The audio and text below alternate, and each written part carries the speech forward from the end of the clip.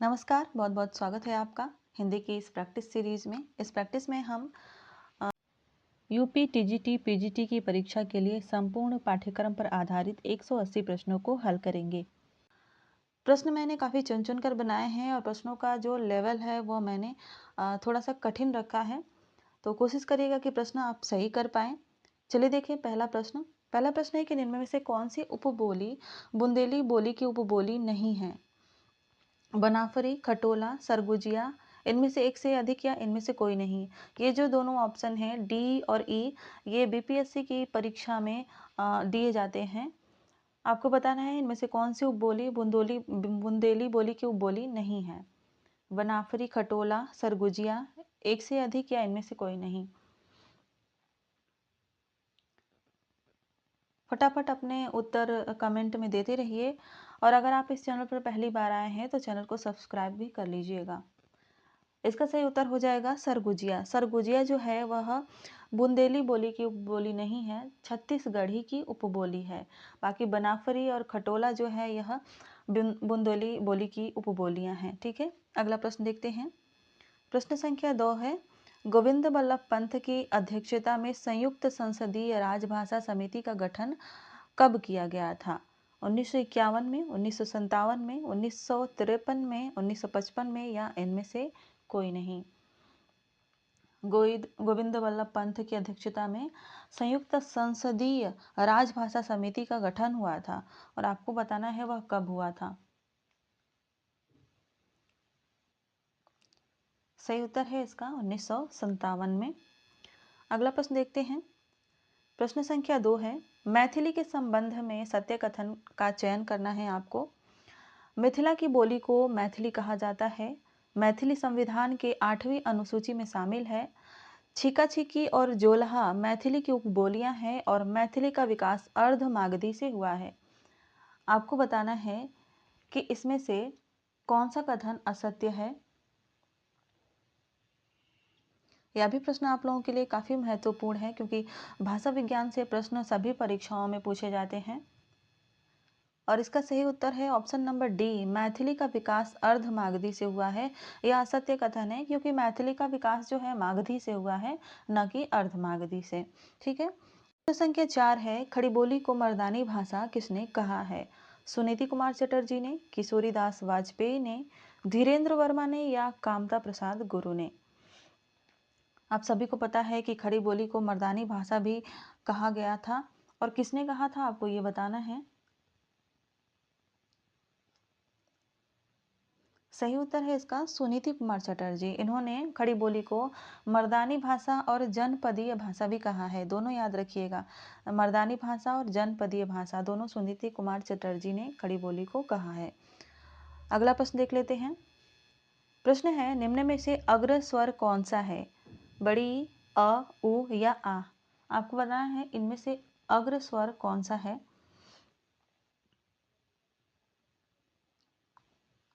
सही उत्तर हो जाएगा इसका ई। ई जो है अग्र स्वर कहलाता है। साथ ही अ की बात करें तो यह मध्य स्वर कहलाता है, मध्य स्वर है। और उ और आ की बात करें तो ये दोनों स्वर जो हैं यह पश्च स्वर में आते हैं। ठीक है, तो इनको भी आप लोग याद रखिएगा। अगला प्रश्न देखते हैं। प्रश्न संख्या 6 है, देवनागरी लिपि के संबंध में असत्य कथन का चुनाव करना है आपको। ऑप्शंस हैं, यह एक अक्षरात्मक लिपि है, ध्वनि चिन्ह वैज्ञानिक रूप से व्यवस्थित हैं, इसके लिखित व उच्चारण में भिन्नता नहीं है, यानी कि इसके लिखित रूप में और इसके उच्चारण में भिन्नता नहीं है, और देवनागरी में प्रत्येक ध्वनि के लिए एक से अधिक वर्ण है। आपको बताना है इनमें से कौन सा कथन जो है असत्य है।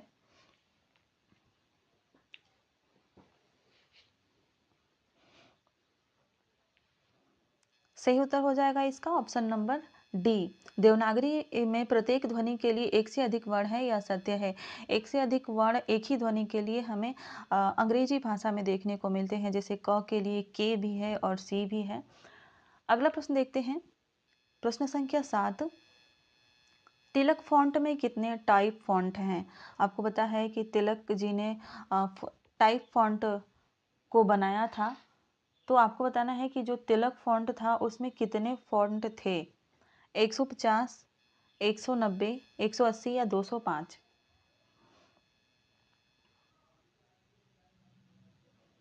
इसका सही उत्तर है 190। तिलक फॉन्ट में 190 फॉन्ट हैं। ठीक है।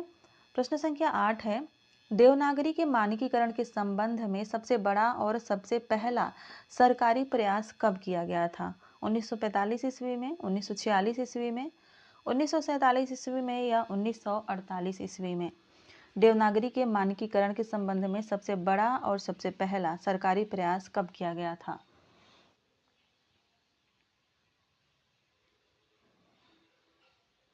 कमेंट में अपने उत्तर देते रहिए। इसका सही उत्तर हो जाएगा 1947 ईस्वी में। 1947 ईस्वी में उत्तर प्रदेश सरकार द्वारा आचार्य नरेंद्र देव की अध्यक्षता में देवनागरी के मानकीकरण के संबंध में सबसे पहला सरकारी प्रयास किया गया था। ठीक है। ये सभी प्रश्न आपके आने वाली परीक्षाओं के लिए बहुत ही महत्वपूर्ण है। क्लास अच्छी लगेगी तो अपने दोस्तों के साथ भी जरूर इसको शेयर करिएगा। देखते हैं अगला प्रश्न। अच्छी लगी तो लाइक भी कीजिएगा। गार्सद तासी के इतिहास ग्रंथ के विषय में असत्य कथन का चुनाव करना है। इस तरह के प्रश्न अब परीक्षाओं में ज़्यादा पूछे जाते हैं। यह फ्रेंच भाषा में रचित है। कुल 738 रचनाकार और हिंदी के केवल 80 हैं। इसमें प्रथम कवि के बारे में विचार नहीं किया गया है और इसमें काल विभाजन का कोई प्रयास नहीं किया गया है। आपको बताना है कि इस संबंध में कौन सा असत्य कथन है। गार्सद तासी के इतिहास ग्रंथ के संबंध में कौन सा कथन इसमें से असत्य है? कमेंट में अपने उत्तर दीजिए। इसका सही उत्तर है ऑप्शन नंबर बी। कुल 738 रचनाकार तो हैं, लेकिन हिंदी के जो हैं वह केवल 72 रचनाकारों को लिया गया था, न कि 80। ठीक है, इसका भी ध्यान दीजिएगा। अगला प्रश्न देखते हैं। प्रश्न संख्या 10 है, प्रथम इतिहास ग्रंथ जिसमें केवल हिंदी के रचनाकारों को स्थान दिया गया था वो कौन था? हिंदी साहित्य का इतिहास, शिव सिंह सरोज, मिश्र बंधु विनोद या the modern vernacular literature of Hindustan? कौन सा प्रथम हिंदी साहित्य का इतिहास ग्रंथ है जिसमें केवल हिंदी के रचनाकारों को स्थान दिया गया था?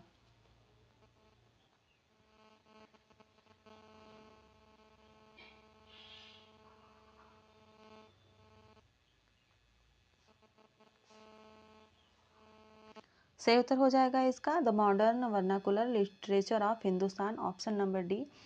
इसमें कुल रचनाकारों की संख्या जो थी वह 952 थी और ये सभी हिंदी के थे। जॉर्ज ग्रियर्सन इसके रचनाकार हैं। आगे बढ़ते हैं और अगला प्रश्न देख लेते हैं। प्रश्न है, मिश्र बंधुओं में से कौन सा शामिल नहीं है? श्याम बिहारी मिश्र, कृष्ण बिहारी मिश्र, गणेश बिहारी मिश्र या सुखदेव बिहारी मिश्र? निम्न में से कौन मिश्र बंधुओं में शामिल नहीं है? सही उत्तर है इसका कृष्ण बिहारी मिश्र। यह मिश्र बंधुओं में शामिल नहीं है। श्याम बिहारी मिश्र, गणेश बिहारी मिश्र और सुखदेव बिहारी मिश्र ये शामिल है। ध्यान दीजिएगा, यहाँ पर भी ऑप्शन में गलती हो सकती है। अगर आपको सुखदेव मिले तो वो नहीं होगा, सुखदेव है। ठीक है, तोता जो होता है उस वाला सुख है, यही सही रहता है। सुजान सागर किसकी रचना है? रसखान की, नंददास की, कृष्णदास की या ध्रुवदास की? सुजान सागर आपको बताना है किसकी रचना है।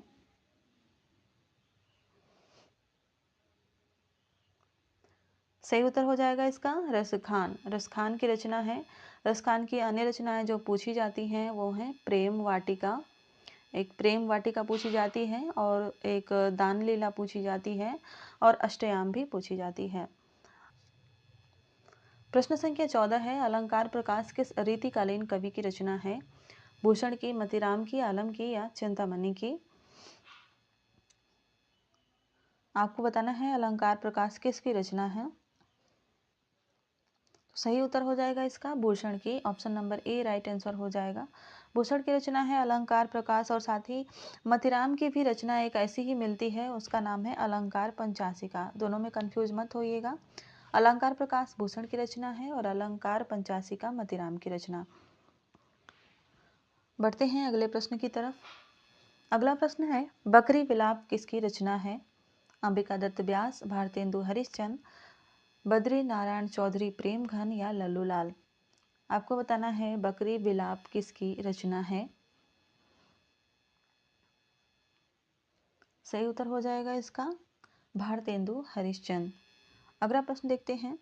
मैं मजदूर हूँ, मजदूरी किए बिना मुझे भोजन करने का अधिकार नहीं है, कथन किस विद्वान का है? मुंशी प्रेमचंद का, नागार्जुन का, धूमिल का या राम वृक्ष बेनीपुरी का। मैं मजदूर हूँ, मजदूरी किए बिना मुझे भोजन करने का अधिकार नहीं है, कथन किस विद्वान का है?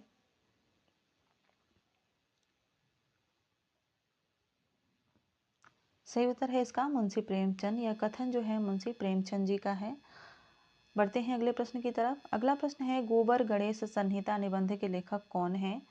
चंद्रधर शर्मा गुलेरी, श्याम सुंदर दास, बाबू गुलाब राय और सरदार पूर्ण सिंह या इनमें से कोई नहीं। गोबर गणेश संहिता निबंध के लेखक कौन है?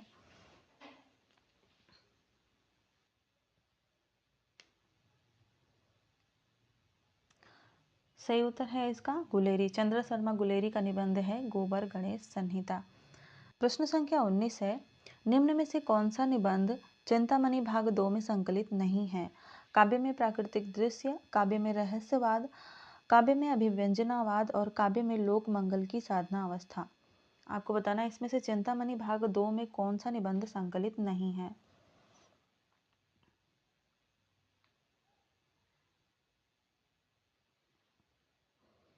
सही उत्तर की बात करें तो इसका सही उत्तर हो जाएगा ऑप्शन नंबर डी, काव्य में लोक मंगल की साधना अवस्था। यह जो है चिंतामणि के भाग 2 में नहीं, भाग 1 में ही संकलित है। बात करें इन तीनों निबंधों की, काव्य में प्राकृतिक दृश्य, काव्य में रहस्यवाद और काव्य में अभिव्यंजनावाद, यह चिंतामणि के भाग 2 में संकलित है और यह 1945 में प्रकाशित हुआ था, जिसके संपादक थे विश्वनाथ प्रसाद मिश्र। संपादक का नाम भी याद रखिएगा। चिंतामणि भाग 2 के संपादक हैं विश्वनाथ प्रसाद मिश्र और इसमें केवल 3 ही निबंध है। ये 3 ही निबंध है, इसके अलावा इनमें और कोई निबंध नहीं है भाग 2 में। अगला प्रश्न देखिए, प्रश्न संख्या 20 है, रामचंद्र शुक्ल से सर्वत्र सहमत होना संभव नहीं, फिर भी शुक्ल जी प्रभावित करते हैं। नया लेखक उनसे डरता है, पुराना घबराता है और पंडित सिर हिलाता है। माफ कीजिएगा, यहाँ पर रहेगा सिर हिलाता है। कथन किस विद्वान का है? रामविलास शर्मा का, रामचंद्र तिवारी का, डॉक्टर बच्चन सिंह का या हजारी प्रसाद द्विवेदी जी का।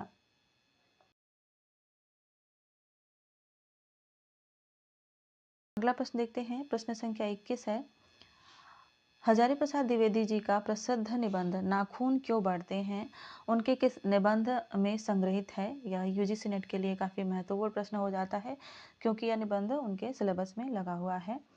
आपको बताना यह निबंध किस निबंध संग्रह में संग्रहित है? कल्पलता में, विचार वितर्क में, विचार प्रवाह में या कुटज में?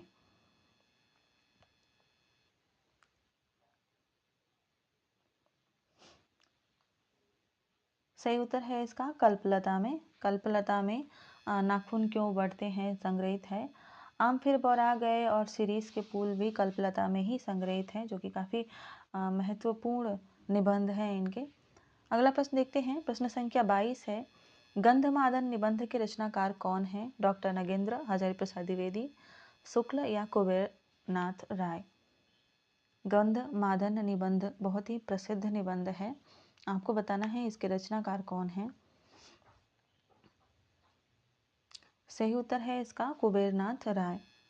अगला प्रश्न देखिए, अगला प्रश्न है, गेहूं और गुलाब का प्रकाशन वर्ष क्या है?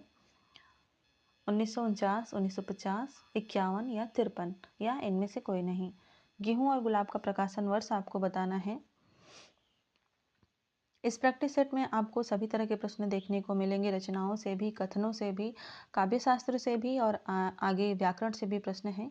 तो क्लास को पूरा देखिए, आपकी अच्छी प्रैक्टिस होगी। सही उत्तर हो जाएगा इसका 1950। गेहूं और गुलाब 1950 में प्रकाशित हुआ था। अगला प्रश्न देखते हैं, प्रश्न संख्या 24, किसने अपने उपन्यासों को आत्मपीड़न के साधन कहा है? यह भी बहुत ही महत्वपूर्ण प्रश्न है। हजारी प्रसाद द्विवेदी ने, जयशंकर प्रसाद ने, जैनेन्द्र ने या अज्ञेय ने? किसने अपने उपन्यासों को आत्मपीड़न के साधन कहा है? सही उत्तर हो जाएगा option number C, Jainendra. Jainendra ने अपने उपन्यासों को आत्मपीड़न के साधन कहा है। उनका एक सेंटेंस है, वाक्य है, कथन है जो पूछा जा सकता है। उन्होंने कहा है कि पीड़ा में परमात्मा बसता है, मेरे उपन्यास आत्मपीड़न के साधन हैं। तो यहाँ से प्रश्न बन सकता है, इसको नोट कर लीजिएगा, ठीक है। प्रश्न संख्या 25 देखिए, राधा कृष्ण दास के प्रसिद्ध उपन्यास निस्सहाय हिंदू का प्रकाशन वर्ष कौन सा है? 1895 ईस्वी, 1890 ईस्वी, 1892 ईस्वी या 1894 ईस्वी। निस्सहाय हिंदू कब प्रकाशित हुआ था? सही उत्तर हो जाएगा इसका 1890 ईस्वी में। अगला प्रश्न देख लेते हैं। प्रश्न है, प्रेमचंद जी के किस उपन्यास का हिंदी रूपांतर नाम रंगभूमि है? बाजारे हुस्न, जलवाए इसार, चौगाने हस्ती, गौसे आफियत। आप सभी को पता है कि प्रेमचंद जी ने उपन्यासों को पहले उर्दू में लिखा था और बाद में उन्हें हिंदी में रूपांतरित किया गया था। तो रंगभूमि इनमें से किसका नाम है आपको बताना है।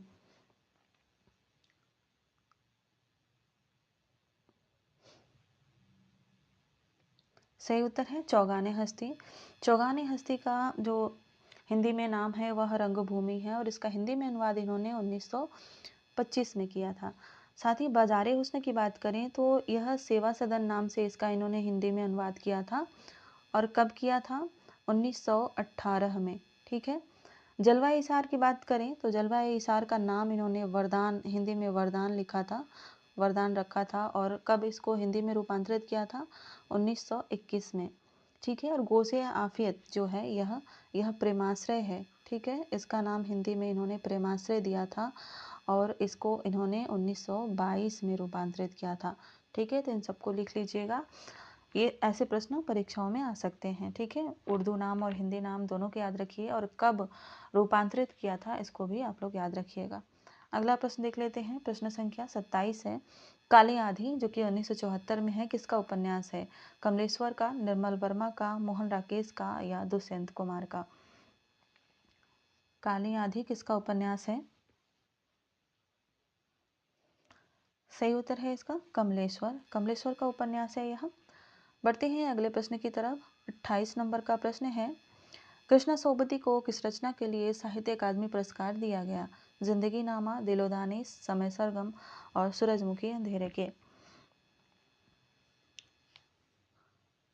कृष्णा सोबती को किस रचना के लिए साहित्य अकादमी पुरस्कार दिया गया है?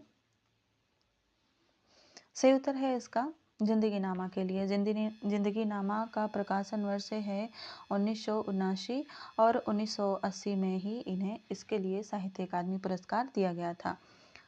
प्रश्न संख्या 29 देखते हैं। मोहन राकेश जी का कौन सा नाटक अश्वघोष के सौंदर्यानंद पर आधारित है?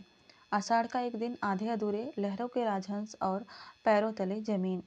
मोहन राकेश के ये सभी नाटक जो है बहुत ही महत्वपूर्ण है। इनमें से एक जो है पैरों तले जमीन, यह अधूरा है। इसमें से आपको बताना है कि इसमें से कौन सा जो नाटक है यह सौंदर्यानंद पर आधारित है। संस्कृत के एक कवि थे अश्वघोष, उनका नाटक है सौंदर्यानंद, उस पर आधारित है लहरों के राजहंस। ठीक है। इसका प्रकाशन वर्ष 1963 ईस्वी है। इसको भी आप लोग याद रखिएगा। यह एक ऐतिहासिक नाटक है। अगला प्रश्न देख लेते हैं। प्रश्न संख्या 30 है। रूपक के एक भेद डिम में कितने अंक होते हैं? रूपक के 10 भेद होते हैं जिनमें नाटक भी आता है। तो आपको बताना है कि जो डिम नाम का भेद होता है उसमें कितने अंक होते हैं। रूपक के 10 भेदों में डिम है, नाटक है, भाड़ है, प्रहसन है, इस तरह के 10 प्रकार होते हैं। और डिम जो है इसमें केवल 4 अंक होते हैं। तो ऑप्शन नंबर डी इसका राइट आंसर हो जाएगा। अगला प्रश्न देखिए। प्रश्न संख्या 31 है। कथन है यह एक, आपको बताना है कथन किसका है कि भावुकता भी जीवन का एक अंग है। साहित्य की किसी शाखा से हम उसे बिल्कुल हटा तो सकते नहीं। हाँ, यदि वह व्याधि के रूप में फील पाँव की तरह बढ़ने लगे तो उसकी रोकथाम आवश्यक है। यह कथन किस विद्वान का है? गुलाब राय का, हजारी प्रसाद द्विवेदी का, रामचंद्र शुक्ल का या रामविलास शर्मा का? ये सभी प्रश्न मैंने काफ़ी चुन चुन कर बनाए हैं। तो एक बार फिर से कहूँगी कि अगर क्लास अच्छी लगी रही हो तो लाइक कीजिएगा और चैनल पर पहली बार आए हैं तो सब्सक्राइब करने के साथ साथ अपने दोस्तों के साथ भी क्लास को शेयर कीजिएगा। तो यह कथन जो है आचार्य रामचंद्र शुक्ल जी का है और बहुत ही महत्वपूर्ण कथन है कि भावुकता भी जीवन का अंग है। साहित्य की किसी शाखा से हम उसे बिल्कुल हटा तो सकते नहीं। हाँ, यदि वह व्याधि के रूप में फील पाँव की तरह बढ़ने लगे तो उसकी रोकथाम आवश्यक है। अगला प्रश्न देख लेते हैं। प्रश्न संख्या 32 है। यह भी एक कथन है क्योंकि आजकल के परीक्षाओं में कथन से संबंधित प्रश्न ज़्यादा पूछे जाते हैं। प्रश्न है कि देश की परंपरा सुरुचि की रक्षा के लिए कुछ व्यापार तो हमें आजकल भी वर्जित रखने चाहिए, जैसे कि स्टेशन के प्लेटफॉर्म पर चुंबन आलिंगन चाहे यूरोप की सभ्यता के भीतर हो, पर हमारी दृष्टि में जंगलीपन या पशुत्व है। यह कथन किस विद्वान का है? शुक्ल जी का, हजारी प्रसाद द्विवेदी का, डॉक्टर बच्चन सिंह का, रामनरेश त्रिपाठी का, या इनमें से कोई नहीं?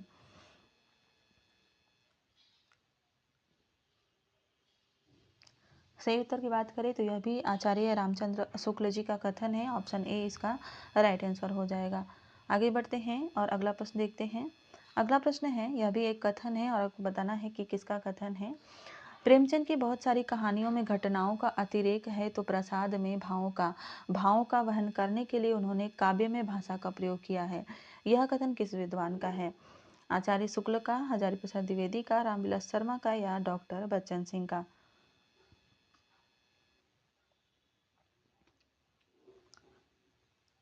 सही उत्तर की बात करें तो यह कथन जो है यह डॉक्टर बच्चन सिंह का है और यह उनके हिंदी साहित्य का दूसरा इतिहास पुस्तक से है। पेज नंबर 388 पे यह कथन आपको मिल जाएगा। अगला प्रश्न देखिए, प्रश्न संख्या 34 है।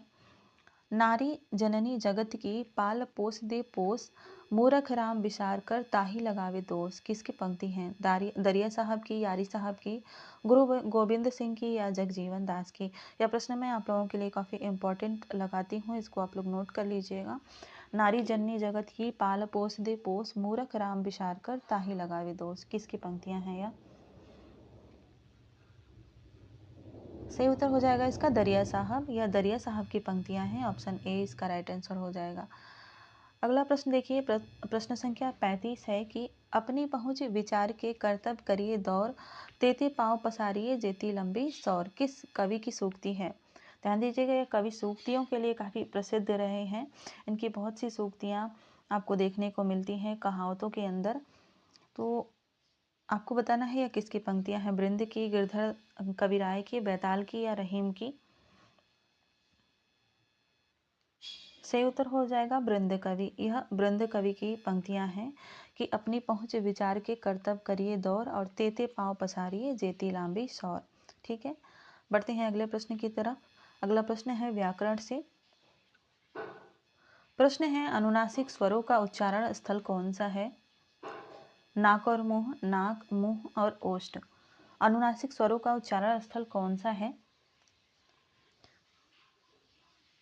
सही उत्तर हो जाएगा इसका नाक और मुंह, क्योंकि अनुनासिक स्वरों के उच्चारण में मुख के साथ साथ नसिका की भी सहायता लेनी पड़ती है। यानी कि जिन स्वरों का उच्चारण मुख और नसिका यानी नाक के द्वारा होता है उन्हें अनुनासिक कहते हैं। ठीक है, अगला प्रश्न देख लेते हैं। प्रश्न संख्या 37 है। मात्राज्ञा का सही संधि विच्छेद क्या होगा? Option A, option B, option C, या ऑप्शन डी? आपको बताना है मात्राज्ञा का सही संधि विच्छेद क्या होगा।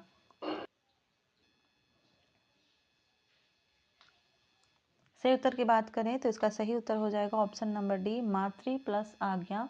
इसमें री प्लस आ जो है मिलकर रा हो रहे हैं और यह कौन सी संधि हो जाएगी? यह हो जाएगी यड़ संधि। ठीक है, अगला प्रश्न देखते हैं। प्रश्न संख्या 38 है। आच्छादन शब्द में कौन सा उपसर्ग है? Option A, option B, option C, या ऑप्शन डी? आपको बताना है आच्छादन शब्द में कौन सा उपसर्ग है। सही उत्तर हो जाएगा इसका ऑप्शन नंबर सी, आच्छादन शब्द में आ उपसर्ग है। अगला प्रश्न देख लेते हैं। प्रश्न संख्या 39 है। प्रत्यय मूलतः कितने प्रकार के होते हैं? 3 प्रकार के, 2 प्रकार के, 4 या 5 प्रकार के? प्रत्यय मूलतः कितने प्रकार के होते हैं? सही उत्तर हो जाएगा इसका 2 प्रकार के। प्रत्यय 2 प्रकार के होते हैं। कौन कौन से होते हैं? एक होता है तद्धित प्रत्यय और दूसरा होता है कृत प्रत्यय। ठीक है, जिन्हें तद्धितांत और कृदांत भी कहते हैं। अगला प्रश्न देखते हैं। प्रश्न संख्या 40 है। अठकोना में कौन सा समास होगा? द्विगु समास, बहुव्रीहि समास, द्वंद्व समास, या तत्पुरुष समास? सही उत्तर हो जाएगा इसका द्विगु समास, क्योंकि इसका विग्रह हो जाएगा 8 कोनों का समूह या 8 कोनों वाला। तो संख्यावाचक सामासिक पद है, इसलिए द्विगु समास हो जाएगा। अगला प्रश्न देखते हैं। प्रश्न संख्या 41 है। इनमें से शुद्ध शब्द कौन सा है? Option A, option B, option C, या ऑप्शन डी? सही उत्तर है ऑप्शन नंबर ए, इंद्र वज्रा। यह शुद्ध है, बाकी सभी अशुद्ध हैं। अगला प्रश्न देख लेते हैं। प्रश्न संख्या 42 है, शिक्षक संज्ञा का कौन सा प्रकार है? समूहवाचक संज्ञा, जातिवाचक संज्ञा, व्यक्तिवाचक संज्ञा या भाववाचक संज्ञा? सही उत्तर क्या हो जाएगा इसका? जातिवाचक संज्ञा। शिक्षक जो है, शिक्षक शब्द पूरी शिक्षक जाति को प्रदर्शित कर रहा है, इसलिए यह जातिवाचक संज्ञा हो जाएगी। ठीक है, अगला प्रश्न देखते हैं। प्रश्न संख्या 43, संयुक्त सर्वनाम नामक सर्वनाम की एक पृथक श्रेणी का उल्लेख इनमें से किस विद्वान ने किया है? यह भी प्रश्न आप लोगों के लिए बहुत ही महत्वपूर्ण है, इम्पोर्टेंट है, नोट कर लीजिएगा। संयुक्त सर्वनाम नामक सर्वनाम की एक पृथक श्रेणी का उल्लेख इनमें से किस विद्वान ने किया है? भोलानाथ तिवारी ने, हरदेव बाहरी ने, दीपसित ने और या डॉक्टर जॉर्ज ग्रियर्सन ने? देमसित्स ने या जॉर्ज ग्रियर्सन ने? सही उत्तर हो जाएगा इसका ऑप्शन नंबर सी, डॉक्टर देमसित्स ने। इन्होंने एक से अधिक शब्दों को जोड़कर बनाए गए सर्वनामों को संयुक्त सर्वनाम कहा था। और ये सर्वनाम है जैसे कोई न कोई, सब कोई, कुछ न कुछ इत्यादि, तो इन्हें संयुक्त सर्वनाम कहते हैं और इसको इन्होंने बांटा था, डॉक्टर देमसित्स ने बांटा था। अगला प्रश्न देख लेते हैं। प्रश्न संख्या 44 है, क्रमवाचक विशेषण का उदाहरण इसमें से कौन सा है? 3 है, चौगुना है, 2 है या दूसरा है? फटाफट अपने उत्तर कमेंट में देते रहिए। इसका सही उत्तर हो जाएगा ऑप्शन नंबर डी, दूसरा। ठीक है, जो विशेषण विशेष्य के क्रम यानी स्थान को दर्शाता है तो उसे क्रमवाचक विशेषण कहते हैं, जैसे कि पहला, दूसरा, तीसरा, चौथा, पांचवा, इस तरह से। अगला प्रश्न देखते हैं। प्रश्न संख्या 44 है, क्रिया के संदर्भ में इनमें से कौन सा कथन सत्य है? क्रिया के साथ क्रिया जोड़ने से जो संयुक्त क्रिया बनती है उसको नामबोधक क्रिया कहते हैं। जब कर्म संज्ञा की तरह व्यवहार में आए तब वह क्रियार्थक संज्ञा कहलाती है। जब कर्ता एक क्रिया समाप्त कर उसी क्षण दूसरी क्रिया में प्रयुक्त होता है तब पहली क्रिया पूर्णकालिक कहलाती है, या उपर्युक्त सभी?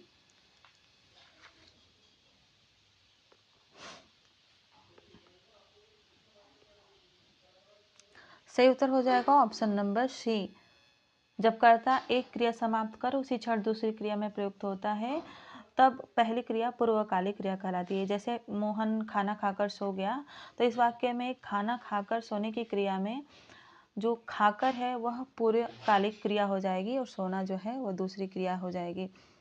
अगला प्रश्न देखते हैं। प्रश्न संख्या 45, मैं आपके विचारों से अंशतः सहमत हूँ। इस वाक्य में किस प्रकार के क्रिया विशेषण का प्रयोग हुआ है? कालवाचक, रीतिवाचक, स्थानवाचक या परिमाणवाचक?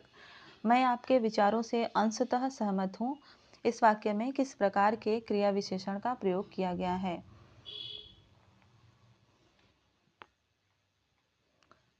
सही उत्तर है इसका ऑप्शन नंबर डी, परिमाणवाचक। ठीक है, क्योंकि मैं आपके विचारों से अंशतः सहमत हूँ में परिमाणवाचक क्रिया विशेषण है, जैसे कि थोड़ा सा, बहुत कुछ, अंशतः, ये सभी जो है परिमाणवाचक क्रिया विशेषण कहलाते हैं। अगला प्रश्न देखते हैं। प्रश्न संख्या 46 है, आप गाए तो मैं नाचूं, इस वाक्य में क्रिया किस काल का बोध कर रही है? हेतु हेतु मद भविष्यत काल, हेतु हेतु मद भूत काल, अपूर्ण वर्तमान काल या सामान्य वर्तमान काल? सही उत्तर हो जाएगा ऑप्शन नंबर ए, हेतु हेतु मद भविष्यत काल। जब भविष्य काल में एक क्रिया के पूर्ण होने पर दूसरी क्रिया आश्रित हो तो हेतु हेतु मद भविष्यत काल होता है, इसलिए ऑप्शन ए इसका राइट आंसर हो जाएगा। अगला प्रश्न देखते हैं। प्रश्न संख्या 46 है, इनमें से कौन सा शब्द स्त्रीलिंग है? अजवाइन, टोप, पराठा और रसगुल्ला, इसमें से कौन सा जो है शब्द स्त्रीलिंग है, आपको बताना है। सही उत्तर हो जाएगा इसका अजवाइन। अजवाइन जो है स्त्रीलिंग शब्द है। टोप, पराठा और रसगुल्ला ये तीनों शब्द जो है वह पुल्लिंग शब्द हैं। अगला प्रश्न देखते हैं। प्रश्न संख्या 48 है, इनमें से छाया शब्द का बहुवचन क्या होगा? छाया, छाएं, छाओ या इनमें से कोई नहीं? सही उत्तर हो जाएगा ऑप्शन नंबर ए, छाया। छाया शब्द खुद ही सदैव बहुवचन शब्द है, तो इसका कोई बहुवचन नहीं होगा। छाया शब्द स्वयं ही छाया बहुवचन है। अगला प्रश्न देखते हैं। हे भाई मुझे बचाओ, इस वाक्य में कौन सा कारक है? संप्रदान कारक, संबोधन कारक, अधिकरण कारक या अपादान कारक? सही उत्तर हो जाएगा संबोधन कारक, क्योंकि वो बुला रहा है हे भाई। हे भाई जो है संबोधन कारक होता है। अगला प्रश्न देखते हैं। प्रश्न संख्या 50 है, जब किसी वाक्य की क्रिया के लिंग वचन और पुरुष कर्ता के लिंग वचन और पुरुष के अनुसार हो तब वाक्य में कौन सा वाच्य होगा? कर्मवाच्य, कर्तृवाच्य, भाववाच्य या ये सभी? सही उत्तर हो जाएगा ऑप्शन नंबर बी, कर्तृवाच्य। ठीक है, जब वाक्य क्रिया के लिंग वचन और पुरुष कर्ता के लिंग वचन और पुरुष के अनुसार हो तो कर्तृवाच्य होता है। ठीक है, अगला प्रश्न देखते हैं। प्रश्न संख्या 51 है, किस विकल्प में क्रिया के पूर्णता बोधक पक्ष का प्रयोग हुआ है? अब बरसात रुक गई है, अध्यापक छात्रों को अनुशासन सिखाते हैं, किसान बहुत परिश्रम करता है, वह राष्ट्रभक्तिपूर्ण गीत लिखता है। किस विकल्प में क्रिया के पूर्णता बोधक पक्ष का प्रयोग हुआ है आपको बताना है। सही उत्तर है इसका ऑप्शन नंबर ए, अब बरसात रुक गई है। इसमें क्रिया के पूर्णता बोधक पक्ष का प्रयोग हुआ है। अध्यापक छात्रों को अनुशासन सिखाते हैं, इसमें जो है सिखा के उन्होंने खत्म नहीं किया, बस बताया गया है कि सिखाते हैं, तो यह भी पूर्ण नहीं है। किसान बहुत परिश्रम करता है, यह भी पूर्ण नहीं है, पूर्णता बोधक नहीं है। और राष्ट्र भक्तिपूर्ण गीत लिखता है, यह भी पूर्णता बोधक पक्ष का प्रयोग इसमें नहीं हुआ है। तो ऑप्शन ए इसका राइट आंसर हो जाएगा। अगला प्रश्न देख लेते हैं। यहाँ प्रदर्शित वस्तुओं को छूना मना है, यह किस प्रकार का वाक्य है? संकेतवाचक वाक्य है, निषेधवाचक वाक्य है, विधानवाचक वाक्य है या प्रश्नवाचक वाक्य है? सही उत्तर हो जाएगा निषेधवाचक वाक्य, क्योंकि यहाँ पर वस्तुओं को छूना मना है, मना किया गया है, नकारात्मक भाव प्रकट कर रहा है, तो निषेधवाचक वाक्य हो जाएगा। ठीक है, अगला प्रश्न देखते हैं। प्रश्न संख्या 53 है, मिश्रित तथा संयुक्त वाक्य में विरोध का भाव प्रकट करने के लिए किस विराम चिन्ह का प्रयोग किया जाता है? योजक चिन्ह, कोष्टक, उपविराम या अर्धविराम?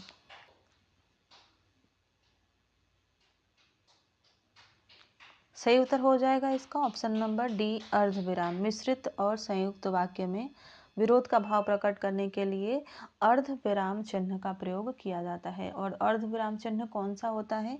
एक बिंदु होता है और नीचे कॉमा होता है। ठीक है, एक बिंदु और नीचे कॉमा, इस तरह से होता है, इसे अर्धविराम कहते हैं। अगला प्रश्न देख लेते हैं। प्रश्न संख्या 54 है, शुद्ध वाक्य का चयन करना है आपको। जीवन और साहित्य का निकट संबंध है, जीवन और साहित्य का घोर संबंध है, जीवन और साहित्य का अगाध संबंध है और जीवन और साहित्य का घनिष्ठ संबंध है। ये सभी जुड़वा ऑप्शन है, आपको बताना है कि इसमें से शुद्ध वाक्य कौन सा है। सही उत्तर है इसका जीवन और साहित्य का घनिष्ठ संबंध है, यह ऑप्शन सही हो जाएगा। अगला प्रश्न देखते हैं। प्रश्न संख्या 55 है, बैठी रही अति सघन वन, पैठ सदन तन माह, देखी दोपहरी जेठ की छाहो चाहती छा। पंक्ति में कौन सी शब्द शक्ति है? अभिधा, रूढ़ा लक्षणा, उपादान लक्षणा या व्यंजना? ये प्रश्न आप लोगों के लिए इम्पोर्टेंट है, इसको भी आप लोग नोट कर लीजिएगा। बैठी रही अति सघन वन, पैठी सदन तन माह, देखी दोपहरी जेठ की छाहो चाहती छा। इसमें कौन सी शब्द शक्ति हो जाएगी आपको बताना है। यह बिहारी का दोहा है, इसको भी आप लोग ध्यान दीजिएगा, कभी परीक्षा में पूछ दे कि किसका दोहा है तो यह बिहारी का दोहा है। सही उत्तर हो जाएगा ऑप्शन नंबर डी, व्यंजना शब्द शक्ति है इसमें। अगला प्रश्न देखते हैं। अवधि शिला का उस पर था गुरु भार, तिल तिल काट रही थी दृग जलधार। इसमें कौन सा छंद है? तोटक छंद, बरवे छंद, वंशस्थ छंद या अरोला छंद?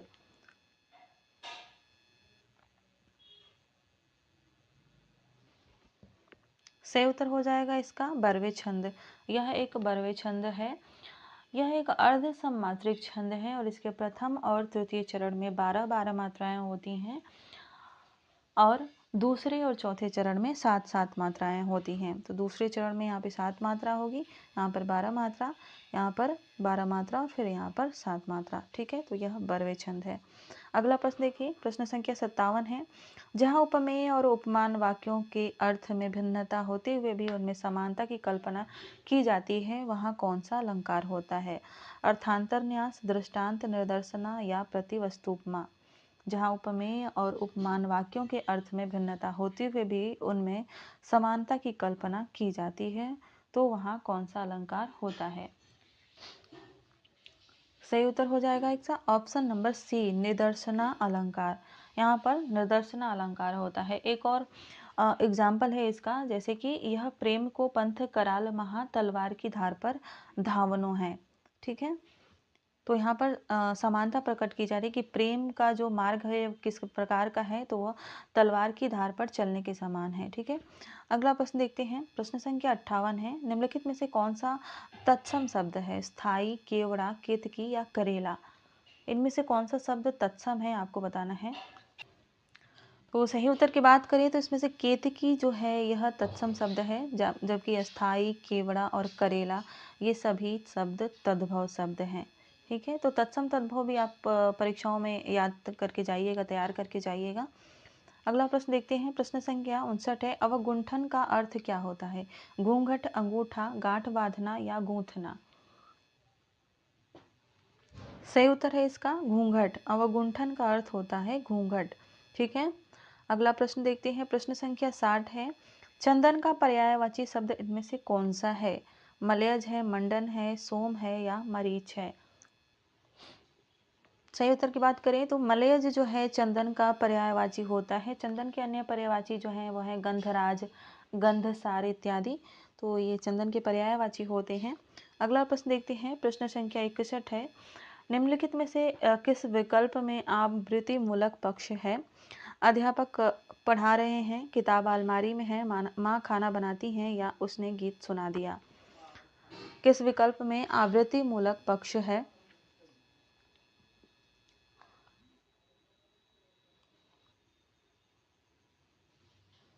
सही उत्तर की बात करें तो ऑप्शन नंबर सी इसका राइट आंसर हो जाएगा, माँ खाना बनाती हैं। यह आवृत्ति मूलक पक्ष है इसका। इस पक्ष में कार्य की आवृत्ति का बोध होता है, जैसे कि जो कार्य रोज होता है। अब सूर्य पूरब में निकलता है, यह कार्य भी रोज हो रहा है, इसलिए ऑप्शन सी इसका राइट आंसर हो जाएगा। अगला प्रश्न देखते हैं। प्रश्न संख्या 62 है, अप्रमेय किस वाक्यांश के लिए उपयुक्त शब्द है? जो प्रमाण से सिद्ध ना हो सके, जो अवश्य होने वाला हो, जो समय पर संभव ना हो या जो तौला या नापा न जा सके? तो आपको बताना है कि अप्रमेय किस वाक्यांश के लिए एक शब्द होगा। सही उत्तर है जो प्रमाण से सिद्ध ना हो सके उसके लिए शब्द है अप्रमेय। जो अवश्य होने वाला हो उसके लिए अवश्यंभावी कहते हैं। जो समय पर संभव हो उसे असामयिक कहते हैं, संभव ना हो उसके लिए असामयिक कहते हैं, और जो तौला या मापा न जा सके उसके लिए कहते हैं अपरिमेय। ठीक है, अगला प्रश्न देख लेते हैं। प्रश्न संख्या 63, तृण पकड़ना मुहावरे का सही अर्थ क्या है? घास काटना, बिना मतलब का काम करना, फूल गुच्छा तैयार करना या शरण में जाना? सही उत्तर हो जाएगा शरण में जाना, ऑप्शन नंबर डी इसका राइट आंसर हो जाएगा। प्रश्न संख्या 64 देखते हैं। चंद्रगुप्त नाटक में कुल कितने दृश्य हैं? 41, 42, 43 या 44? सही उत्तर की बात करें तो चंद्रगुप्त नाटक में कुल 44 दृश्य हैं, राइट आंसर हो जाएगा option number D.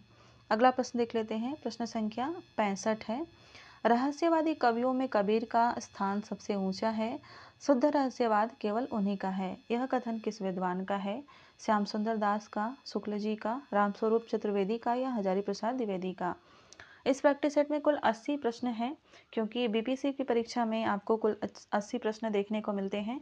UGC net की परीक्षा में 100 प्रश्न देखने को मिलते हैं और टीजीटी और पीजीटी की परीक्षा में 125 प्रश्न देखने को मिलते हैं। तो सभी परीक्षाओं के लिए महत्वपूर्ण है। हालांकि बीपीएससी के लिए यह प्रैक्टिस सेट है 80 प्रश्नों की, साथ ही साथ आप इससे सभी परीक्षाओं की तैयारी कर सकते हैं। तो यह कथन जो है श्याम सुंदर दास का है, राइट आंसर हो जाएगा ऑप्शन नंबर ए। ठीक है, अगला प्रश्न देखते हैं। प्रश्न संख्या 66 है कि महादेवी वर्मा के काव्य संग्रह निहार में कितनी कविताएं संग्रहित हैं? 48, 47, 45 या 46? निहार में कितनी कविताएं संग्रहित की गई हैं? तो सही उत्तर है इसका 47। ठीक है, निहार में 47 कविताएं हैं जो कि सन 1930 में प्रकाशित हुई थी। साथ ही रश्मि की बात करें तो रश्मि में जो है आपको 35 कविताएं देखने को मिलती हैं। ठीक है, तो इसमें 35 कविताओं का संकलन किया गया है। वहीं बात करें नीरजा की, जो कि बहुत ही महत्वपूर्ण संग्रह है इनका, नीरजा की, इसमें 58 गीत संग्रहित हैं। तो गीतों के संख्या और कविताओं की संख्या भी याद रखिएगा। सांध्य गीत जो इनका है, ठीक है, सांध्य गीत की भी बात कर लेते हैं। तो सांध्य गीत में जो है 45 गीत संग्रहित किए गए हैं, ठीक है। अगला प्रश्न देख लेते हैं। प्रश्न संख्या 67 है 67। छायावाद के संदर्भ में हमें सत्य कथन का चुनाव करना है, माफ करिएगा, असत्य कथन का चुनाव करना है, ठीक है। मानवतावाद छायावाद का सर्वाधिक उज्जवल पक्ष है। छायावाद को खड़ी बोली का स्वर्ण युग कहा जाता है।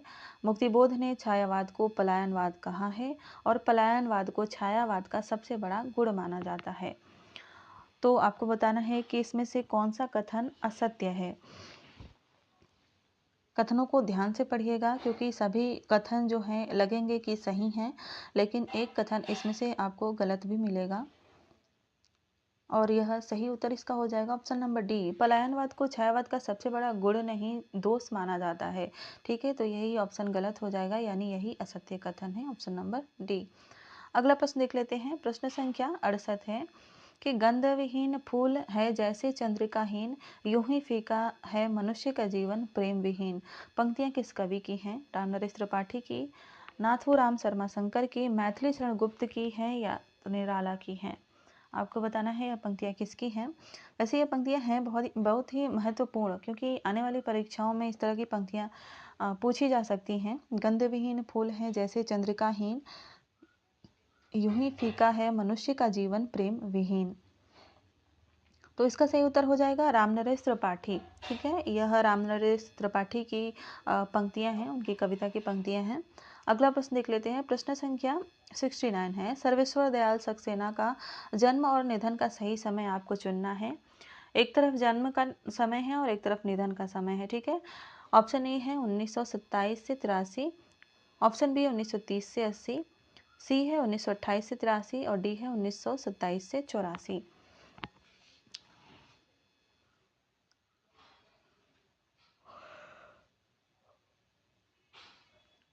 सही उत्तर की बात करें तो सर्वेश्वर दयाल सक्सेना का जो जन्म हुआ था 1927 ईस्वी में हुआ था और निधन 1983 ईस्वी में हुआ था। ऑप्शन ए इसका राइट आंसर हो जाएगा। अगला प्रश्न देख लेते हैं। प्रश्न संख्या 70 है। कीर्ति चौधरी किस सप्तक में शामिल कवित्री हैं? तो ऐसा है कि कोई भी परीक्षा जो भी होती है परीक्षाएं, तो ऐसा उसमें कभी नहीं होता है कि उसमें से तार सप्तक या सप्तक से प्रश्न पूछे नहीं जाते हों। तो आपके लिए यह बहुत ही ज़रूरी है कि आप सभी सप्तक को अच्छी तरीके से जान लें, उसमें कौन कौन से कवि हैं, कब प्रकाशित हुआ था। तो यहाँ से भी प्रश्न बनते हैं। प्रश्न है कीर्ति चौधरी किस सप्तक में शामिल कवयित्री हैं? सही उत्तर हो जाएगा इसका तीसरा सप्तक, ऑप्शन सी इसका राइट आंसर हो जाएगा। अगला प्रश्न देख लेते हैं। प्रश्न संख्या 71 है। लोक या किसी जन समाज के बीच काल की गति के अनुसार जो गूढ़ और चिंत्य परिस्थितियां खड़ी होती रहती हैं, उनको गोचर रूप में सामने लाना और कभी कभी निस्तार्ग का मार्ग प्रत्यक्ष कराना उपन्यासों का काम है। यह कथन किस विद्वान का है? प्रेमचंद शुक्ल, हजारी प्रसाद द्विवेदी या डॉक्टर नगेंद्र? उपन्यासों के संबंध में यह प्रश्न है, तो यहाँ से प्रश्न बन सकते हैं क्योंकि हिंदी की सभी विधाओं से प्रश्न पूछे जाते हैं, चाहे वह उपन्यास से हो, चाहे कहानी से हो, या प्रश्न ऐसे हों कि किसकी कहानी है, या इस तरह से उनके संबंध में कहे गए विद्वानों के कथनों को प्रश्न बनाकर पूछा जाता है। तो यहाँ उपन्यास से संबंधित प्रश्न है और आपको बताना है यह प्रश्न किसका है, यह कथन किसका है, माफ कीजिएगा। सही उत्तर है शुक्ल जी। यह शुक्ल जी का कथन है और बहुत ही महत्वपूर्ण है, इसको आप लोग इंपॉर्टेंट लगाइएगा और नोट भी करिएगा, ठीक है। जो प्रश्न आपको नए दिखते हों या नहीं आ रहे हो, आज जिसका आपने सही उत्तर नहीं दिया हो, तो उसको आप अपनी डायरी में या कॉपी पे नोट कर लीजिएगा। मैं भी ऐसा ही करती थी। अगला प्रश्न देख लेते हैं। प्रश्न संख्या 72। जो भक्ति मार्ग श्रद्धा के अवयव को छोड़कर केवल प्रेम को ही लेकर चलेगा, धर्म से उसका लगाव न रह जाएगा, वह एक प्रकार से अधूरा ही रहेगा। शुक्ल जी का यह कथन किस रचना से है? हिंदी साहित्य का इतिहास से, श्रद्धा भक्ति से, कविता क्या है से या उत्साह से? जो भक्ति मार्ग श्रद्धा के अवयव को छोड़कर केवल प्रेम को ही लेकर चलेगा, धर्म से उसका लगाव न रह जाएगा, वह एक प्रकार से अधूरा ही रहेगा।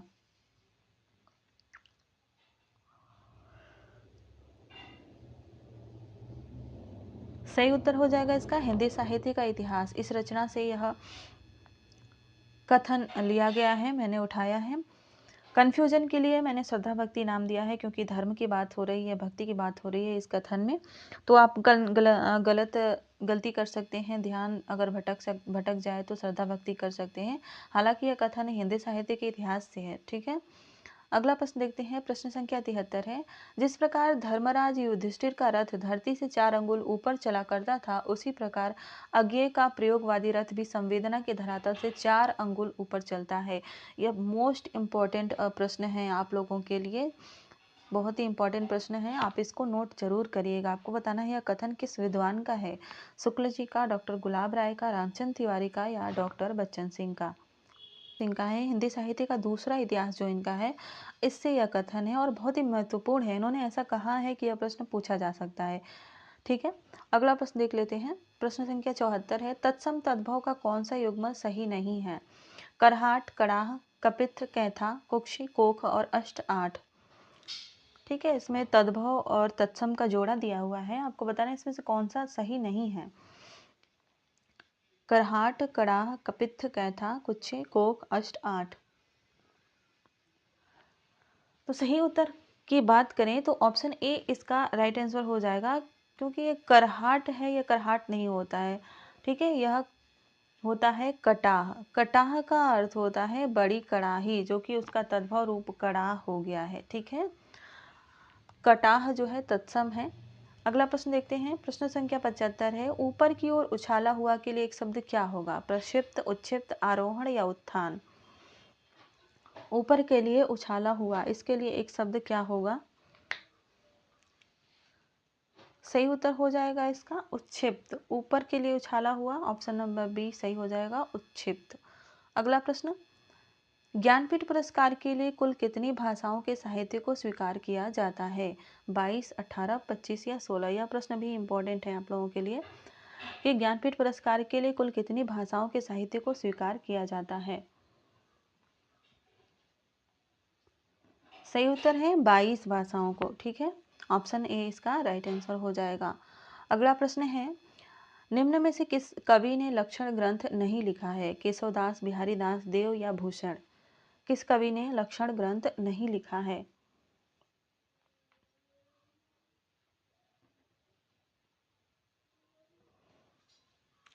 सही उत्तर है बिहारी दास ने लक्षण ग्रंथ नहीं लिखे हुए हैं।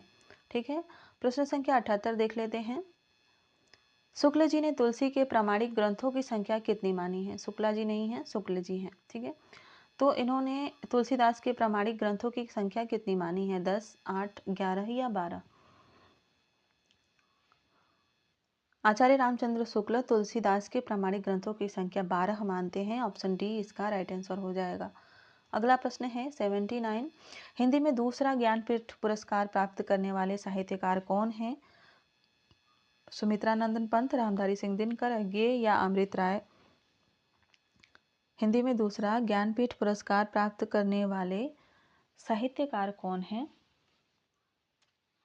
सही उत्तर हो जाएगा इसका रामधारी सिंह दिनकर। इनको दिया गया था हिंदी का दूसरा ज्ञानपीठ पुरस्कार, जो कि मिला था इनको 1972 में। ठीक है, अगला प्रश्न देख लेते हैं। प्रश्न संख्या 80 और इस प्रैक्टिस सेट का अंतिम प्रश्न है, निम्न में से तद्भव तत्सम का कौन सा युग्म आपको सही नहीं है? बता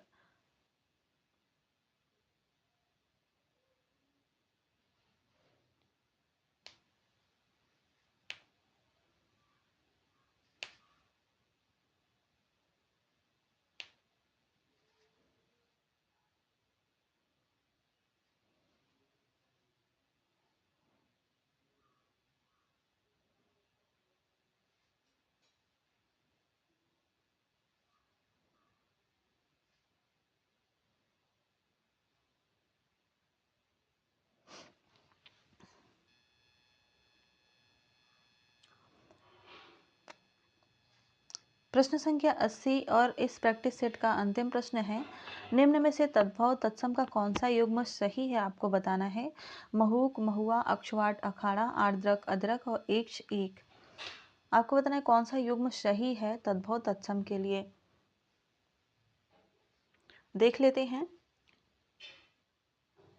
अक्षवाट अखाड़ा जो है ऑप्शन नंबर बी इसका राइट आंसर हो जाएगा। बात करें आर्द्रक अदरक की, तो यह इस तरह से नहीं लिखा जाता है, नीचे आर्द्र रहता है लेकिन ऊपर भी ऊपर एक और रहता है आर्द्रक, ठीक है। तो इस तरह से आर्द्रक और अदरक होता है, तद्भव तत्सम। इक्ष और ईख की बात करें तो ये इक्ष नहीं होता है, इक्ष होता है, ठीक है। तो यह ईख हो जाता है तत्सम में। महुक की बात करें तो यह मधुक होता है, मधुक यानी महुआ, तो यह भी जो है सही नहीं है, सही हो जाएगा ऑप्शन नंबर बी। तो यह था आज का प्रैक्टिस सेट। कैसा लगा कमेंट करके ज़रूर बताइएगा। मिलते हैं अगली क्लास में, तब तक के लिए अपनी पढ़ाई मेहनत से कीजिए। धन्यवाद।